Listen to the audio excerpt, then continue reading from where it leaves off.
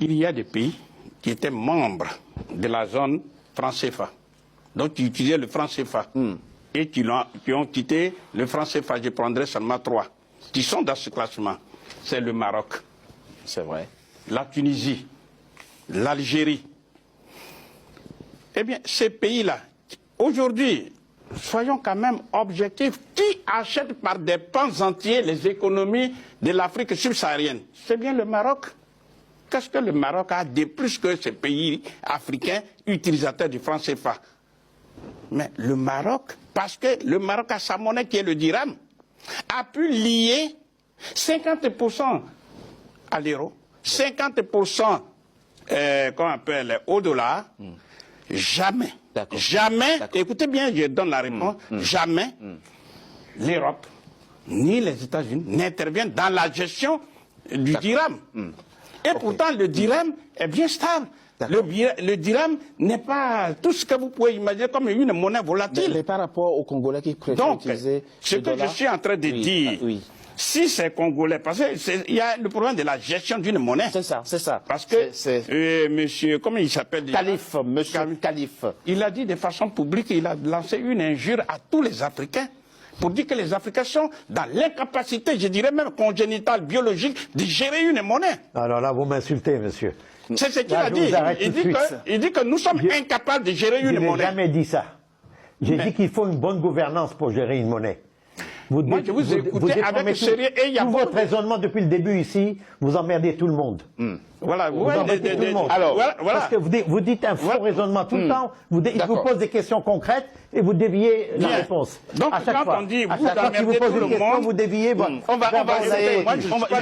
Le débat. Non, je ne suis pas venu pour pouvoir écouter ce genre de choses. Enfin, je les écoute. Mais je suis là dans le combat pour proposer aux Africains des solutions qui, je suis convaincu, si elles sont appliquées, l'Afrique va connaître un meilleur sort. Mais professeur, il y a un élément. Donc la gestion de la monnaie dont il parle. Justement. Mais à l'échelle planétaire, partout il y a des Africains qui sont bien formés, qu'ils soient en Europe, qu'ils soient aux États-Unis, en Australie, partout.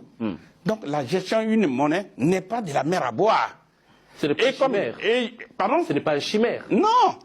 On a vu ici Pierre Bérogovoy, qu'on appelle un ajusteur, qu'on appelle même un mécanicien. Il a géré la monnaie française. Et celui qui a même géré ce qu'on appelle le franc fort, avant qu'il ne devienne par la suite président de la, Premier ministre. Qu'est-ce que ça a à faire avec un autre débat? Je suis en train de dire que gérer une monnaie n'est pas au-dessus des moyens des Africains. Le problème des Africains... Il faut la bonne gouvernance. Et la question de la résistance aux chocs extérieurs, vous trouvez aussi que... effectivement, tous ces arguments qu'on vous fait boire, par-ci, par-là, comme s'il y avait eu une fatalité. J'insiste, jamais ces pays africains de la zone franc CFA ne pourront se développer avec la mendicité financière internationale. C'est très clair. On ne développe pas un pays avec la mendicité financière internationale. Il faut prendre sur... Cette mendicité provient de la mauvaise gouvernance. Très bien. Sinon, l'Afrique peut réussir sans aucune aide étrangère. Très bien. Il peut dire tout ce qu'il veut. Vrai aussi. Mais ce que nous sommes en train de dire... Mais ça vous rejoint aussi. Je suis en train de dire la France, qui est titulaire du franc CFA, est gestionnaire de ce franc CFA. Elle est dans la gestion de ces 3 banques centrales. Il le sait, même s'il fait semblant. Merci, donc ce que je suis en train de dire, puisque nos parents souffrent... Complètement faux. C'est complètement faux. Bon, il peut le dire. Ça, vous ne connaissez rien à l'économie monétaire. Très bien. Vous êtes nul. Très bien. En dehors de ce vocabulaire ordurier. Écoutez. De la courtoisie. Non. Professeur, votre message. Il monopolise la parole. Écoutez, lui, il a le droit. Lorsqu'on est à coup d'argumentation, mais non, chacun son professeur. Je vais lui répondre. Lorsqu'on est à coup d'argumentation, on arrive à recourir à un vocabulaire ordurier qui ne nous fait pas avancer. Nous sommes des Africains. Nous sommes des Africains. Nous voyons nos parents qui souffrent. C'est vrai. Quelles sont les solutions? Nous disons, il faut battre monnaie.